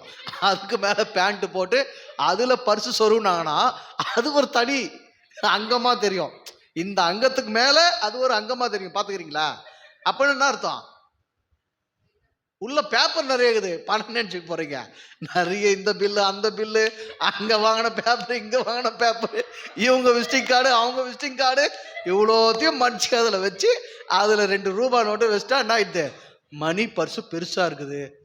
திருடங்கனை பார்த்து கொள்ளையடிச்சுன்னு போனான்னா அவன் திட்டுவான், சனியும் பிடிச்சுவான், இவ்வளோ வெறும் பேப்பரை மடிச்சு வச்சிருந்துக்கிறானு. சேமிப்பு இருந்தா என்ன செய்யும்? பாக்கெட்டு பெருசா தெரியுங்க. துட்டு நிறைய வச்ச பாக்கெட் எப்படிங்க தெரியும்?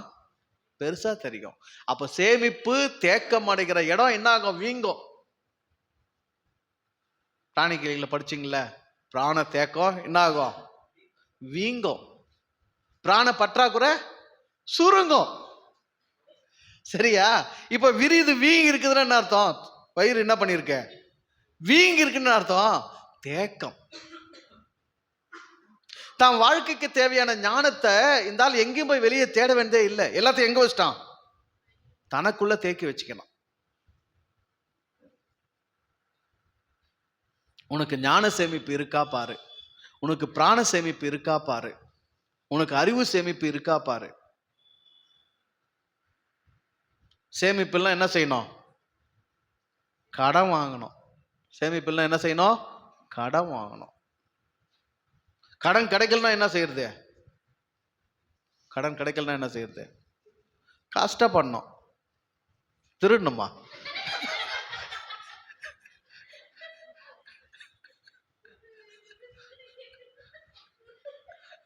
அதானே. 2.5 வருஷம் பொன்ஞான குடியில் என்ன வேலை பார்த்துருக்குன்னு இப்பதானே தெரியுது.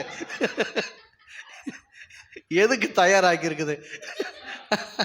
ஒரு நல்ல மனுஷன் சாம திருடுறதுக்குள்ள தயாராகி இருக்குது. கடன் வாங்குறதே வேணான்னு சொல்லின்னு பார்த்தா அடுத்த கட்டம் போய் எடுத்துக்கிறது.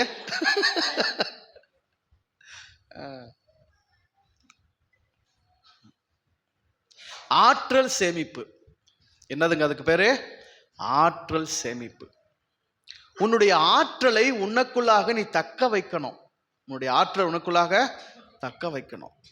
உன்னுடைய பிராணனை உனக்குள்ளாக தக்க வைக்கணும். உன்னுடைய அறிவு, உன்னுடைய ஞானம் உனக்குள்ளாக தக்க வைக்கப்படணும். அது உனக்குள்ள புதைஞ்சு இருக்கணும். உனக்காக அது தங்கி இருக்கணும். வீண் விரயமாக்க கூடாது. சக்தி என்ன பண்ணக்கூடாது? வீண் விரயமாக்க கூடாது. உனக்குள்ள தங்கி நீ வீங்கினா பரவாயில்ல, உனக்கு வெளியே அனுப்பிட்டா திரும்ப என்ன செய்ய முடியாது? நீ சேமிக்கலாம் முடியாது. அதனால அவருடைய வயிறு எப்பவுமே எப்படிதான் இருக்கும்? பெருசா தான் இருக்கும். ஏன்னா அவர் ஞானத்தை தனக்குள்ளாக, ஞான சாகரம்னு பேரு, ஞான சாகரம், ஞான கடல், தனக்குள்ளாக பல ஞானத்தை தக்க வைத்துக் கொண்டிருப்பவர். அறிவை திறந்து பாரு, அதில் இல்லாதத சேரு. அறிவை திறந்து பாரு, அது இல்லாதத சேரு.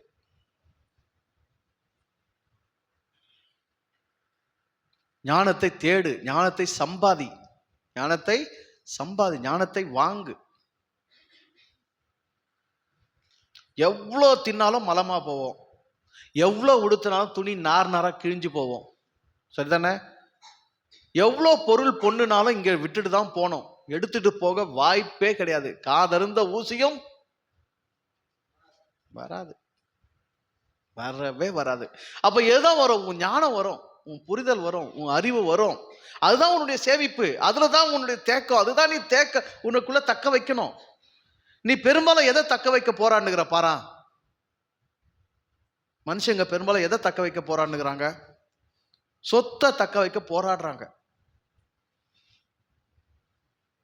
உறவுகள் முறியுது, குடும்பங்கள் உடையுது, செதறுது, சண்டை பெருகுது, பேச்சுவார்த்தை இல்லாம போகுது, வேதனை அதிகமாகுது. எதனால? யாரோ ஒருத்தர் என்ன பண்ணுகிறோம்? சொத்தை தக்க வைக்க போராடுகிறோம். அது என் உரிமை, என் பங்குன்றோம். அது உரிமை, என் பங்குன்றோம்.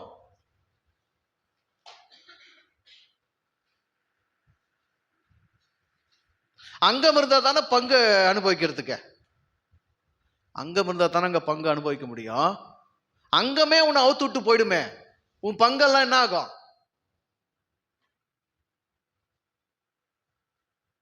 நான் போனேன்னா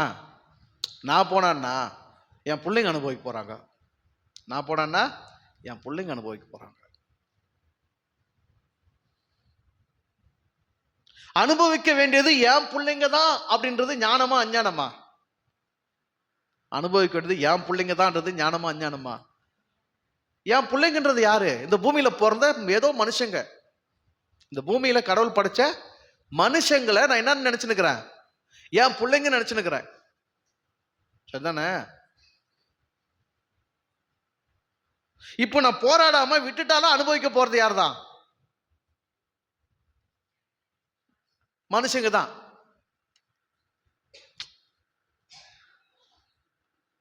அப்ப இவருடைய மனம் எப்படி இல்ல?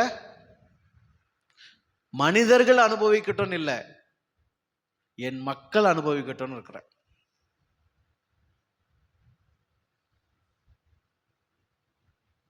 எல்லா உடைமைகளுக்கும் இந்த போராட்டம் தான் நடக்குது. எல்லா உடைமைகளுக்கும் இந்த போராட்டம் தான் நடக்குது. எப்பத்திலிருந்து ஆதிலிருந்தே மனுஷங்க இப்படித்தான் இருந்தாங்க நினைக்கிறீங்களா? இல்ல. ஆதியில எந்த சொத்தும் யார் பேருக்கும் உரிமை பத்திரம் எழுதி கொடுக்கல. உலகம் பறந்து விரிந்து கிடந்தது. மனிதர்கள் பூமியிலே தோன்றினார்கள், பிறந்தார்கள், எங்கெங்க போனமோ போனாங்க, எதை எடுத்து அனுபவிக்கணும் அதை அங்கெங்கே விட்டாங்க. பசிச்சுதா வேட்டையாடினாங்க, சாப்பிட்டாங்க. தூக்கம் வந்துச்சா மரத்தடியில மரக்கிளையில படுத்து தூணாங்க, மரத்தை அங்கே விட்டாங்க. பாதுகாப்புக்கு மறைவிடம் தேவைப்படுச்சா ஒரு கூடாரம் எங்கேயோ போட்டாங்க, நகர்த்தின்னு போனாங்க. யாரும் எதை என்ன பண்ணல? ரிஜிஸ்டர் பண்ணல. மன்னராட்சி வந்து, சர்வாதிகார ஆட்சி வந்து, மக்களாட்சி வந்து, அரசாங்கம்னு ஒரு கேடுகட்ட ஒரு சூழலுக்கு மனிதனம் என்னைக்கு தள்ளப்பட்டதோ அன்னிலிருந்து தான் அஞ்ஞானமே அதிகமாச்சு. நாம நினைச்சுக்கிறோம் அரசாங்கம்லாம் வந்து மக்களாட்சியில் வந்து நம்ம எல்லாம் நாகரிகமாயிட்டு ஞானத்துல வளர்ந்து அறிவுல வளர்ந்து முன்னேறின்னு நினைக்கிறீங்க. முன்னேறின்னு இல்ல, ஆதி காலத்துல நாடோடியா வாழ்ந்த மனிதனுடைய ஞான நிலைக்கு பின்னோக்கி போயின்னு இருக்கிறீங்க.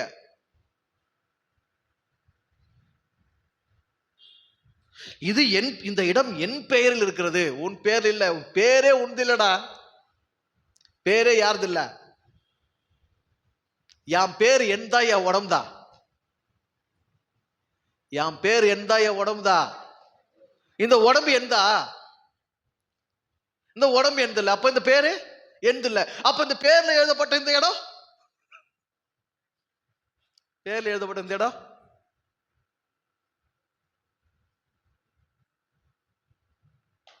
தூக்கின்னு போக முடியுமா?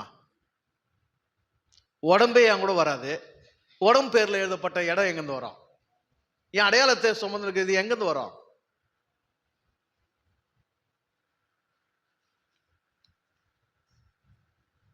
கொஞ்சம் யோசித்தா நான் சேமிக்க வேண்டியது இது இல்லை. நான் சேமிக்க வேண்டியது எது இல்லை? இது இல்லை என் சேமிப்பு, இது இல்லை எனக்கானது.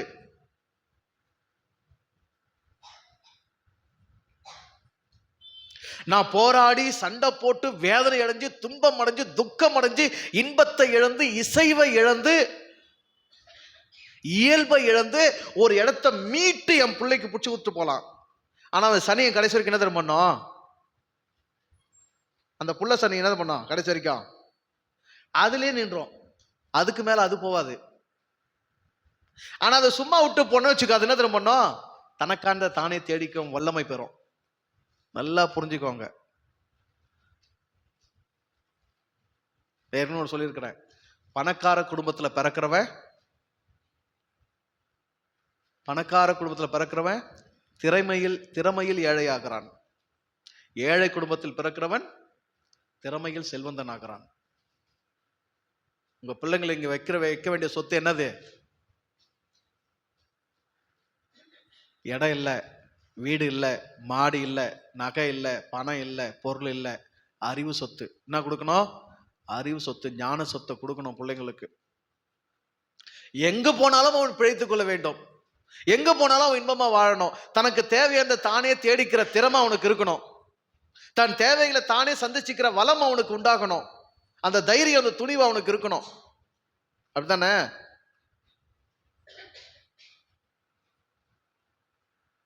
நிலை மாறலாம், சூழல்கள் மாறலாம், சந்தர்ப்பங்கள் மாறலாம், காலம் உருண்டோடும் போது நிறைய மாற்றங்கள் நடக்கலாம்.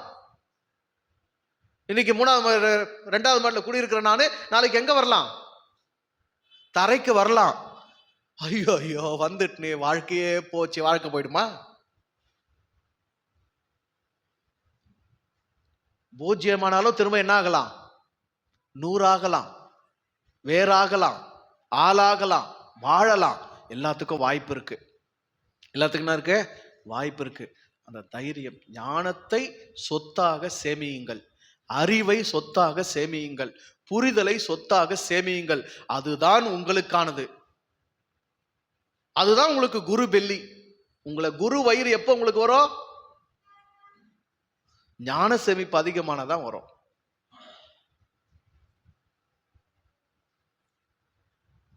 ஞானம் அதிகமாயிட்டா அசைய மாட்டீங்க.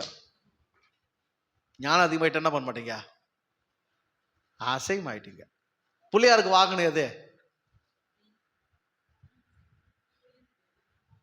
பிள்ளையாருக்கு வாங்கினது எலி. எலி ஒரு இடத்துல சும்மா உட்காருமா? எலி ஒரு இடத்துல சும்மா உட்காருமா? அது என்ன பண்ணுக்கும் அங்கங்க. ஆனா பிள்ளையாரு பூச்சி வச்சத்துல என்ன பண்ணு பாரு.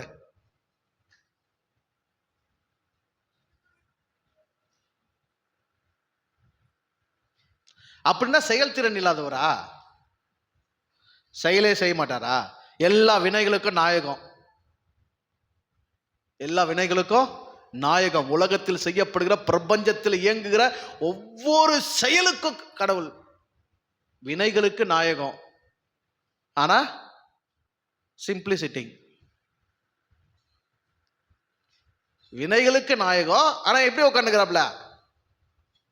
சும்மா உட்காந்துக்கிறாப்ல. எந்த வினைக்கும் வேலைக்கு ஆகுறதுல. ஆனா என்ன பண்ணுக்குது? என்ன பண்ணுக்குது? அங்கும் இங்குமா ஓடுன்னு இருக்குது.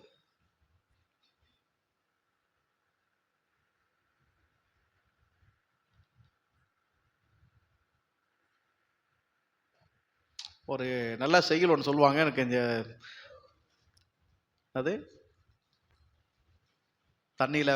தண்ணியில மீன்லாம் ஓடும்போது கொக்கோ என்னவோ காத்திருக்கோம். நல்லா சொல்லு, திரும்ப சொல்லு. ஒரு மீன்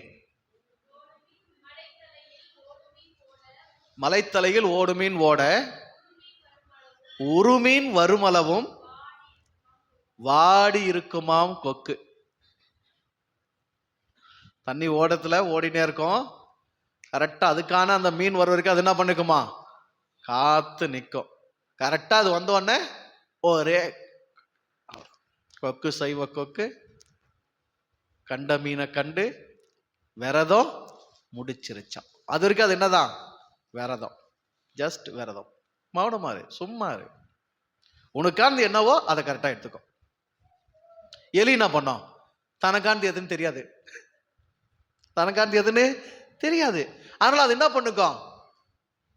அங்கும் இங்கும் ஓடி அழைச்சிருக்கும். நாயால் இருங்க, பேயா திரிருங்க, அதுவா இதுவான்னு அந்த பாடு இந்த பாடு பாடுறங்க. ஆனா எதுவுமே என்ன பண்ண மாட்டேங்குது? ஒட்ட மாட்டேங்குது, வாய்க்க மாட்டேங்குது, தேர மாட்டேங்குது, மகிழ்ச்சி நிலைக்க மாட்டேங்குது, வாழ்க்கை நல்லா நகர மாட்டேங்குது. ஆனா அலைச்சல் மட்டும் பெருசாக்குதுங்க. அது எலி வாழ்க்கை. யானைத்தலை வாழ்க்கை என்ன? யானைத்தலை வாழ்க்கை என்ன? கம்முன்னு சும்மா உட்காந்துக்கிறது. கரெக்டா தனக்காந்து என்னவோ அதை மட்டும் செஞ்சு எடுத்துட்டு அமைதியாயிருது மறுபடியும். வேறனா? வேற என்ன சொல்லுங்க? சொல்லிட்டாங்களே தெளிவா. என்ன பூசினே உருண்டாலும் ஒற்றத்தான் ஒட்டுன்ட்டாங்களே. அப்ப அறிவு என்ன வேலை செய்யணும்? ஏன்டா நான் என்ன பூசின்னு உருளணும்? எது எல்லாம் ஒட்டுறதுன்னு செட்டா தெரிஞ்சுன்னு அதை மட்டும் எடுத்துக்கினா போதாதா? ஏங்க, யாரு உலகத்தை சுத்திட்டு வராங்களோ அவங்களுக்கு பழன்னு சொன்ன உடனே இந்த ஆள் புத்தி என்ன வேலை செஞ்சது? இந்த உடம்பை இவ்வளவு பேர் உடம்பு வச்சுன்னு இம்தம் பேர் எளிய வாகனமா வச்சுன்னு நான் என்னைக்கு போய் சுத்திட்டு வர்றது? மேட்ரு என்ன? உலகத்தை சுத்தணும். உலகன்றது என்னது? தாய் தந்தையே உலகம். தாய் தந்தைங்கிறது என்னது? அவன் உடம்பு உயிர். தாய் தந்தைங்கிறது என்னது? அவன் உடம்பு உயிர். உன் உடம்பு உனக்கு அம்மா, உன் உயிர் உனக்கு அப்பா. அப்ப யார சுத்தினா எல்லாம் வந்துடும். ஞானம் யார சுத்தினா பிறக்கும்? ஞானப்பழம் எப்போ உனக்கு கிடைக்கும்? ஒன்னு நீ சுத்தினா உனக்கு என்ன கிடைச்சிடும்? ஞானப்பழம் கிடைச்சிடும். உலகத்தை சுத்தி என்னைக்கு வர்றது? அப்ப இந்த ஆள் ஞானம் சரிதானே? அறிவு சரிதானே? வாழ்வதற்கு என்ன வேணும்? அறிவு வேணும், ஞானம் வேணும். அது எளிமையா கிடைக்கும். எங்க கிடைக்கும்? உனக்குள்ளவே கிடைக்கும். நீ உருள்றதுனால கிடைக்காது, நீ புரள்றதுனால கிடைக்காது, நீ அலைகிறதுனால கிடைக்காது. அலைச்சல்ல நீ எந்தையும் ஒண்ணும் பண்ண முடியாது. அலைச்சல் உனக்கு என்ன கொடுத்துரும்? அவஸ்தையை கொடுக்கும். அலைச்சல் படுறவங்க இன்பமா இருப்பாங்க? சொல்லுங்க. அலைச்சல் படுறவங்க இன்பமா இருப்பாங்க? செயல்கள் என்ன தேவையில்லை? அலைச்சல் தேவையில்லை. எப்போ? நீ புரிதல் அடையும் போது, நீ ஞானத்தில் சிறக்கும் போது. உனக்கானது எது என்பதை நீ தெரிந்து கொள்வது மட்டும்தான் உனக்கான ஞானம். உனக்கு எது முடியும் தெரியுது உனக்கான ஞானம். உன்னால எது செய்ய முடியும் தெரியுது உனக்கான ஞானம். நீ எதற்கு இங்க வந்திருக்கிறன்றதை தெரிஞ்சுக்கிறது உனக்கான ஞானம். அதை மட்டும் செஞ்சுட்டு மற்றபடி சும்மாரு. எல்லாத்தையெல்லாம் உன்னால செய்ய முடியாது. நீ செய்யறதெல்லாம் உனக்கான வந்து உன்கிட்ட சேர போறது கிடையாது. எல்லாரும் எல்லாம் நீ திருப்திப்படுத்தலாம் முடியாது. உன் கூட இருக்கணும்னு எழுதப்பட்டவங்க நீ திருப்திப்படுத்தினா கூட உங்களுக்கு என்ன பண்ணுவாங்க? இருப்பாங்க. இல்லாம போறவங்கள நீ வலிய போய் திருப்தி படுத்தினோட என்ன பண்ண முடியாது? உன்னால் தக்க வைக்க முடியாது. அதனால வாழ்க்கை எலி போராட்டம் இல்ல. வாழ்க்கை என்ன கிடையாது? எலி போராட்டம் இல்ல. யானைக்கு எலியை விட வேகமா ஓட தெரியுங்களா? ஓடிச்சனா எலியை விட வேகமா ஓடும் யானை. ஆனா அது ஓடாது. அது ஆடி அசைஞ்சு மெதுவா நடக்கும். அந்த அசைவு தான் அதுக்கு, அந்த அசைவு தான் அதோடைய கம்பீரம். வாழ்க்கை எப்படி இருக்கணும்? லேசான அசைவுகளோடு இருக்கணும் வாழ்க்கை. தூங்குறதும் தெரியக்கூடாது, எழுந்துக்கிறதும் தெரியக்கூடாது, சமைக்கிறதும் தெரியக்கூடாது, சாப்பிட்றதும் தெரியக்கூடாது, பாத்திரம் கழுவுறதும் தெரியக்கூடாது, வீடை பராமரிக்கும் தெரியக்கூடாது. அப்படியா இருக்கிறோம் நாம? ஒரு வேலை செஞ்சா ஓஞ்சு போயிடுறோம்.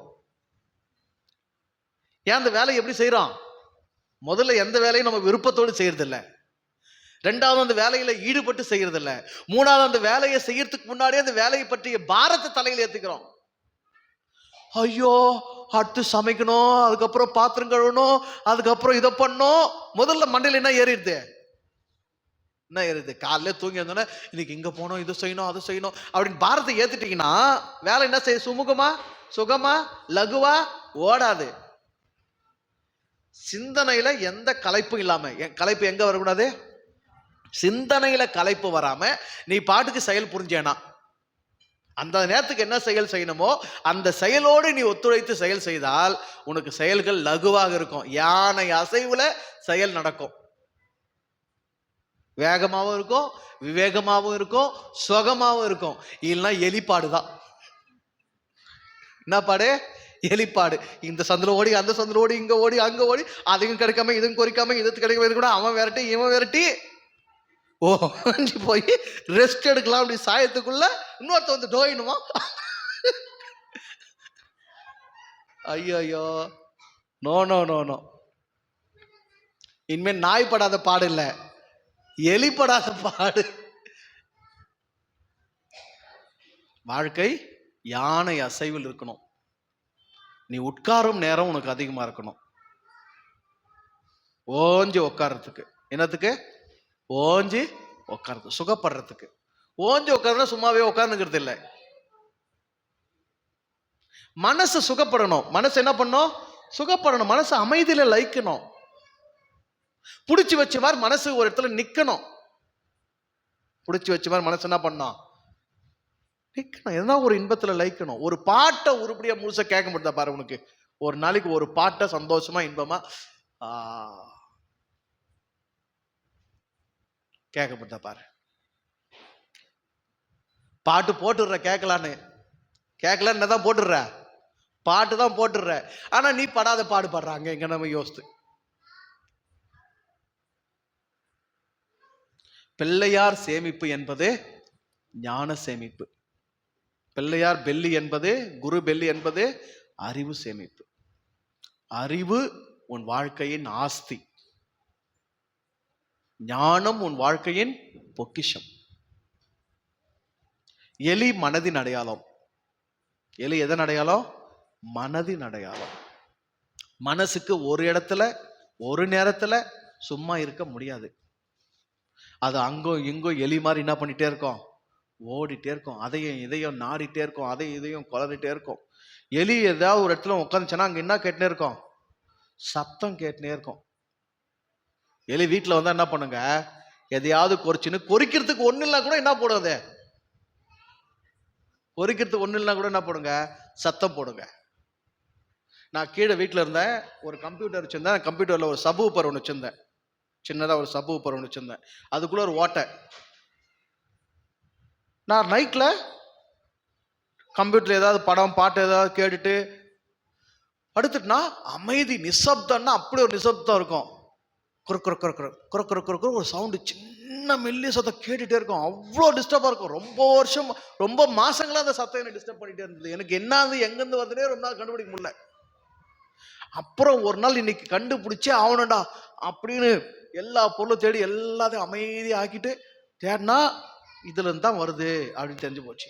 அடுத்த நாள் அதை ஸ்க்ரூ போட்டு அந்த சபூப்பரை கழட்டி இப்படி திறந்தா இவ்வளோ பெரிய எலி டொடக்குன்னு வச்சு ஓடிச்சு. சரி, எலி ஓடிச்சு, பூட்டிடலான்னு பார்த்தா 5 குட்டி போட்டுது உள்ள. வெள்ளை வெள்ளையா இவ்வளவு 5 குட்டி போட்டுது. அடப்பாமே, இது கல்யாணம் பண்ணி தாம்பத்தியம் பண்ணி 5 பிரசவத்தை பார்த்து குடும்பம் நடத்திருக்குது. எங்க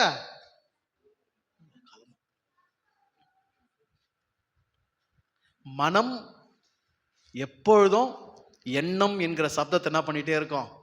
எடுத்துட்டே இருக்கும். அது அடங்காது. மனதை அடக்க நினைத்தால் அது இன்னும் அதிகமாய் அலைப்பாயும். மனதை அறிய முயற்சிக்கணும். மனதை அறிய முயற்சிக்கணும். எனக்குள் வரும் எல்லா எண்ணங்களும் என்னுடையது அல்ல, எனக்கானது அல்ல. எந்த எண்ணத்தை செயலாக்க முடியுமோ அந்த எண்ணத்தை மட்டும் எனக்கு எடுத்துக்கணும். மற்றதை ரோட்ல போகவிட்டுணும். என்ன எவ்வளவு எண்ணம்னா மனசுல வரட்டும், வர எண்ணத்துல என்ன பண்ணிடணும்? போக விட்டுணும். எந்த எண்ணம் எனக்கு நன்மை தருமோ, எந்த எண்ணத்தை என்னால் செயல் வடிவமாக்க முடியுமோ, எந்த எண்ணம் என்னை சிறப்பாக்குமோ அதை மட்டும் எனக்கு எடுத்துக்கணும். எடுத்துக்கிறது உன் உரிமை, போறது அதன் உரிமை. நல்லா புரிஞ்சுக்கோ. மனசுல எண்ணங்கள் போறது யார் உரிமை? அதனோட உரிமை. அதுல இருந்து உனக்கு தேவையான எடுத்துக்கிறது யார் உரிமை? உன்னுடைய உரிமை.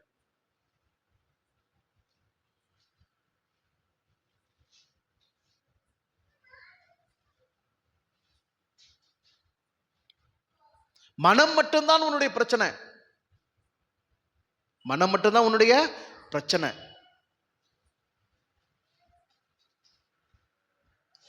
இந்த பூத உடல், இந்த பஞ்சபூத உடல் பரமனை உணர்வதற்கான வாகனம், படைத்தவனை உணர்வதற்கான வாகனம். மனம் அவனால் படைக்கப்பட்ட இந்த பாரில், இந்த உலகத்தில் வாழ்வதற்கான வாகனம். மனம் கொண்டு இந்த உலகத்தில் சிறந்து வாழ், உடல் கொண்டு உத்தமனில் சிறந்து வாழ். இந்த உடலை ஆன்மீக வாகனமாக்கு, மனச இந்த வாழ்க்கையின் வாகனமாக்கு. மனசு உனக்கு என்னவா இருக்கணும்? வாகனம் ஆகணும். எந்த ஒரு வாகனாலும் கட்டுப்பாடு யார் கையில? கட்டுப்பாடு யார் கையிலங்க? டிரைவர் கையில, ஓட்டுநர் கையில. அப்போ உன்னுடைய மனதின் ஓட்டுநர் யாரு? நீ உன் மனதை ஓட்டணும். அதை பக்குவமா ஓட்டின்னு போகணும். மனதை எப்படி ஓட்டணும்?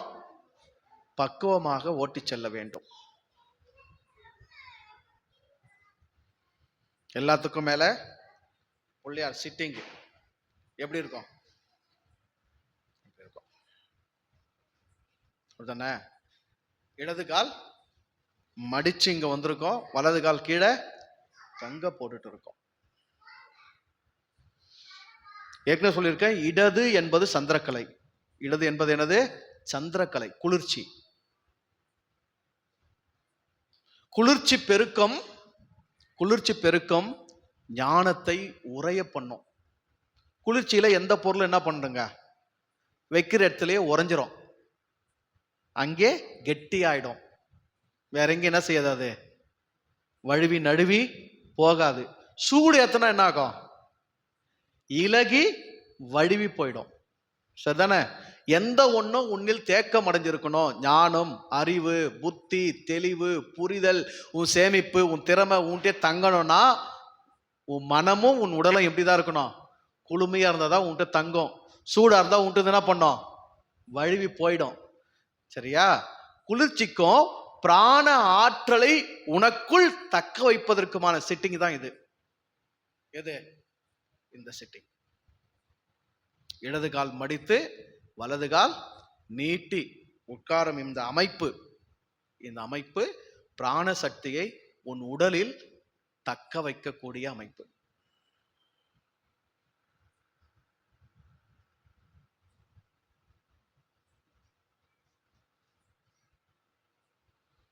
நான் இந்த சேர் இடுக்கமாக்குறதுனால நான் காலை இப்படி வச்சிருக்கேன்.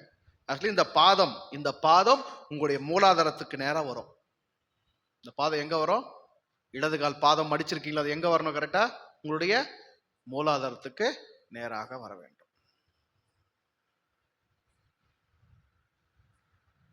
அப்ப என்னாகும்? உங்க உடம்புல ஓடுற அந்த பிராணசக்தி இங்கேயே என்னாகும்? ரொட்டேட் ஆகிட்டு இருக்கும். வெளியே வீண் விரயமாகாது, சதஞ்சு வெளியே போகாது. உங்க சக்தி தேக்கம் அடைஞ்சு எங்க நிற்கும்? உங்க வயிற்றுல நிற்கும், உடம்புலயே தங்கும். நீ ஒரு சக்தியின் அம்சம், நீ ஒரு சக்தியின் அம்சம். உன் வினைகளுக்கெல்லாம் இறைவனே நாயகமாக இருக்கிறான். இறைவனின் இசைவில் தான் உன்னுடைய அசைவுகள் எல்லாம் நிகழ்ந்து கொண்டிருக்கிறது.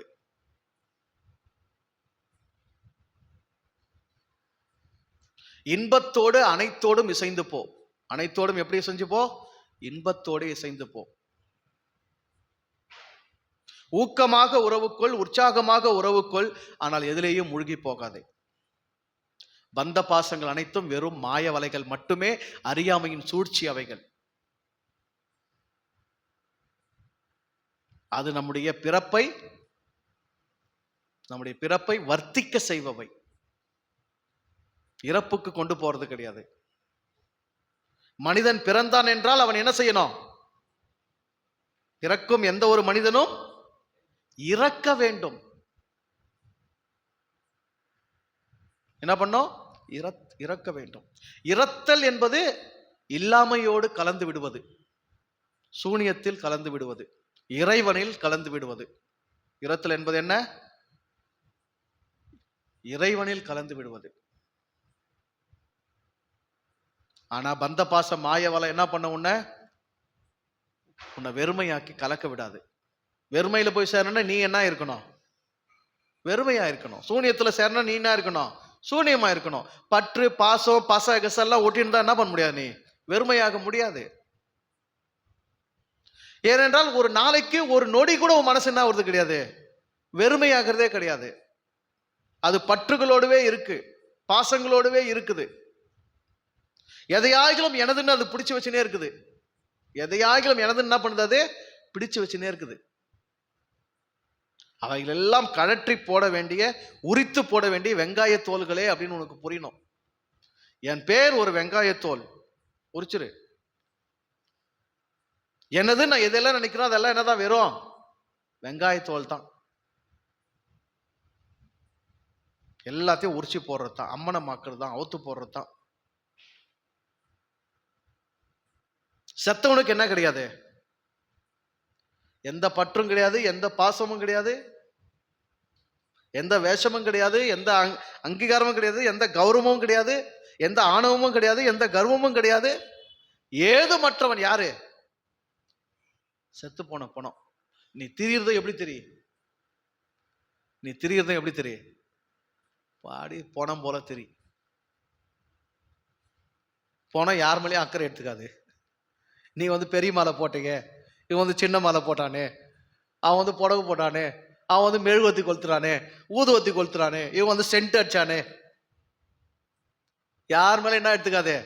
அக்கறை எடுத்துக்காது.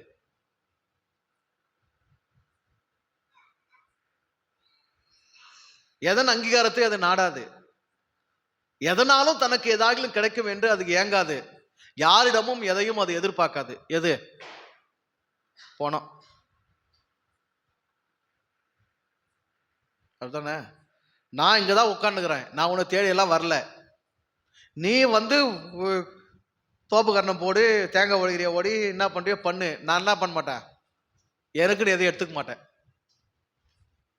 உடச்சதும் நீ தான் என்ன பண்ற? எனக்குன்னு சொல்லி நீயே உடைக்கிற. உடச்சதை என்ன பண்ற? மறுபடியும் உனக்கு நீயே எடுத்துன்னு போயிடுற. உடச்சது யாருக்கு? எனக்கு. ஆனா எடுத்துன்னு போறது யாரு? நீ. அப்ப எனக்கு என்னது? எனக்கு என்னது? ஏதும் தேவைகள் இல்லை. ஏதும் தேவைகள் இல்லை. அதான் ஞானத்தின் உச்சம். ஞானத்தின் உச்சம் என்ன? தேவைகள் அற்று போவது. தேவைகள் அற்று போவது. அப்படி தேவைகள் அற்ற ஒரு நிலையில் தெய்வமாகி விட்டது. உனக்கும் அப்படி ஆகிறது ஒரு வாய்ப்பு இருக்குது. அப்படி ஆனாதான் என்ன ஆக முடியும்? நீ இறைவனோடு சங்கமிக்க, வெறுமையோடு கலந்து விட, சூனியத்தோடு சேர முடியும். சரியா? நேரம் ஆயிடுச்சு. இன்னைக்கு அடுத்த வாரம் விநாயகர் பொண்டாட்டிக்கு மட்டும் பார்க்கலாம்.